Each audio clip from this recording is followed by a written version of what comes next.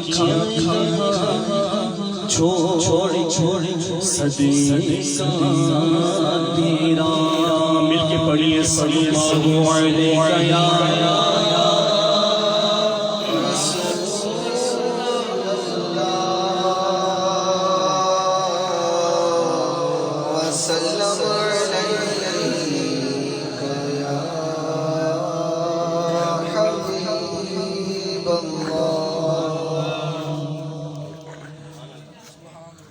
آئیے مفتی اعظم کا کلام پڑھتے ہیں. تو شم میری سالت ہے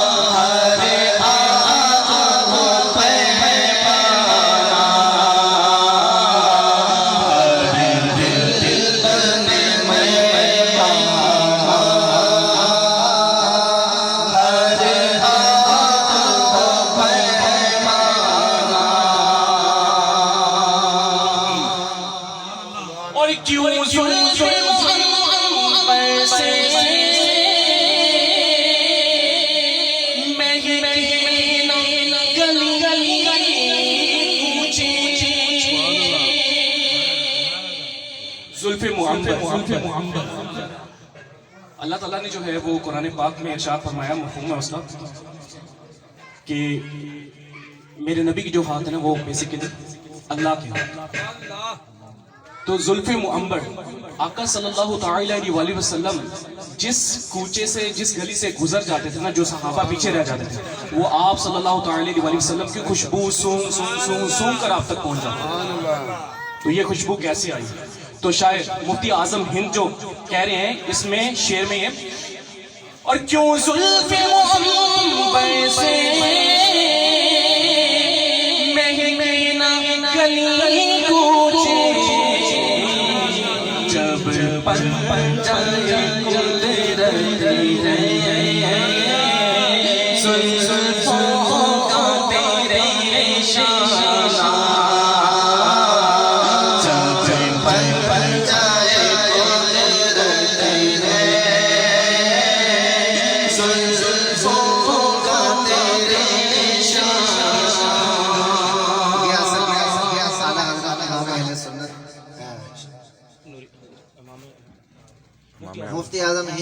رحمۃ اللہ تعالی علیہ نے